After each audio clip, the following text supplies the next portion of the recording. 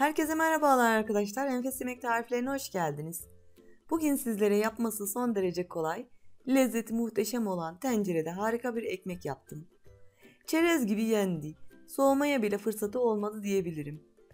Üstelik hiç uğraş istemiyor. Tek yapmamız gereken hamuru karıştırıp kabarınca da tencereye bırakmamız. Dilerseniz nasıl yapmışım? Buyurun hemen tarife başlayalım. Yoğurma kabıma ilk olarak 3 su bardağı ılık suyumu alıyorum.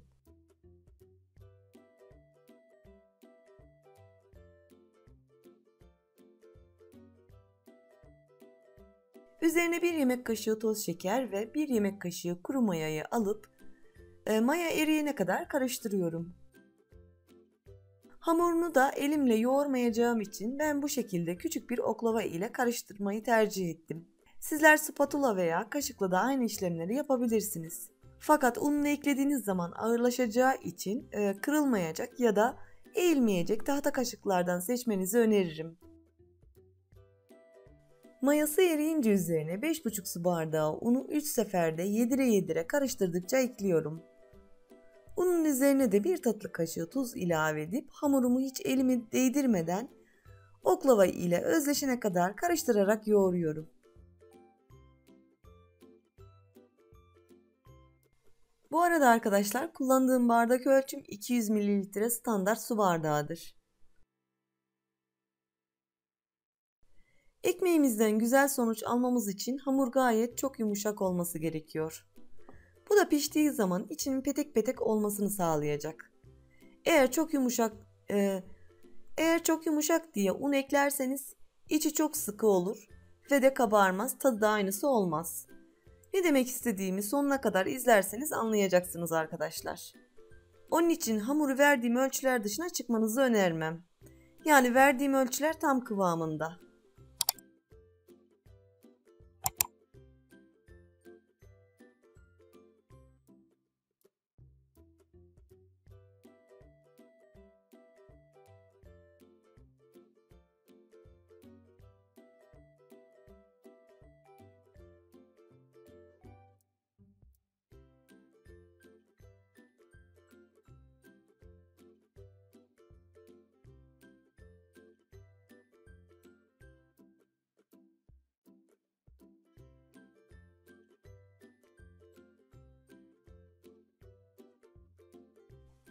Hamuru yaklaşık bir 5-6 dakika boyunca böyle yoğurdum. Pürüzsüz haline alınca da oklavayı sıyırıp çıkartıyorum.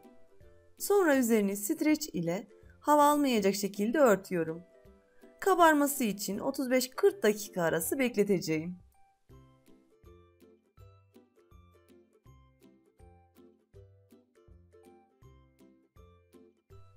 45 dakika sonrası hamurumu masaya almadan öncesi pişireceğim tencerenin içine 2 tane pişirme kağıdını yerleştiriyorum. Benim tencere tercihim sapları yanmaz, yani fırına girebilir. Granit bir tencere kullanacağım. Granit olması şart değil ama saplarına dikkat etmeniz gerekiyor. Mutlaka ısıya dayanıklı bu şekilde olsun. Emaye veya çelik de kullanabilirsiniz. Evet, hamurum da çok güzel kabarmış. Şimdi masaya bolca un serpip hamurumu alıyorum.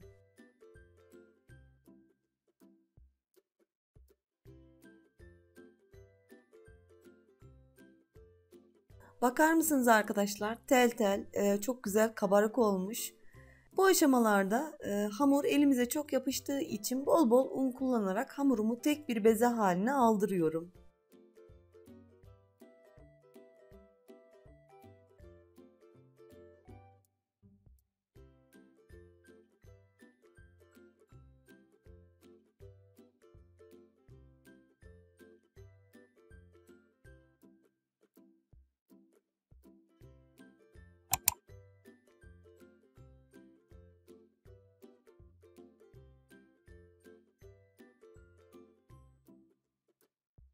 Gördüğünüz gibi tek yaptığım unlayıp toparladım. Şekillendirmesi de gayet kolay oluyor. Bu ekmeği herkes yapabilir diye düşünüyorum. Evet, şimdi artık pişirme kağıdı yerleştirdiğim tencerenin tabanına biraz un serpiyorum. Ve ekmeğimi içerisine bırakıyorum. Yerleştirdikten sonrasında kapağını kapatıp bir 30 dakika daha kabarmasını bekleyeceğim.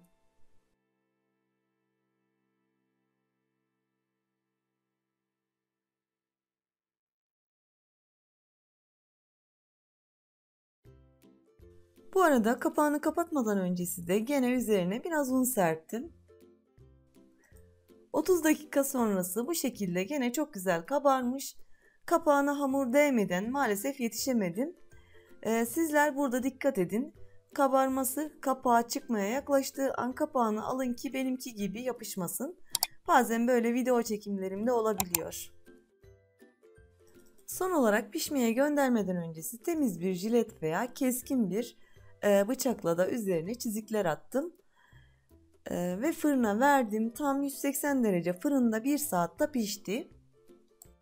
Ön sıcağı çıkınca da kesme tahtamın üzerine alıyorum. Hemen burada aklıma gelmişken belirtmek isterim. Pişirirken 30 dakika pişirince üzerine folyo kapattım. Üzeri yanmasın ve içini güzel çeksin diye. Bir 30 dakika sonrasında bir 30 dakika daha pişirdim. Gördüğünüz gibi sonuç altın sarısı şeklinde kızardı.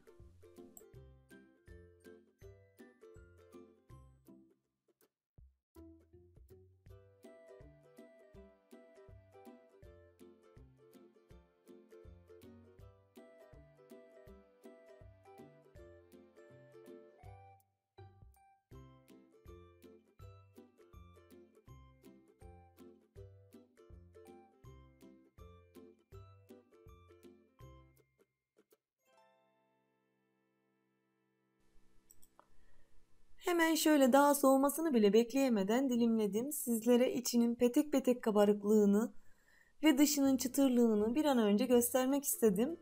Başta da söylediğim gibi bu ekmeğin böyle lezzetli, böyle kabarmasının özelliği hamurun yumuşacık olması. Sizler de yaparken muhakkak bu aşamalara dikkat ederseniz lezzetine doyamazsınız ve herkes hazır aldığınızı sanır.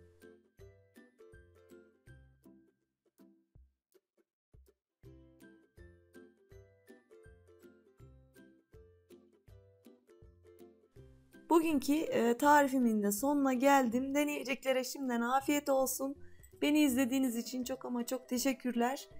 Birbirinden güzel yeni gelecek tariflerimi kaçırmamak için kanalıma abone olup yorum atıp beğenip paylaşırsanız çok mutlu olurum. Kendinize iyi bakın. Hoşça kalın.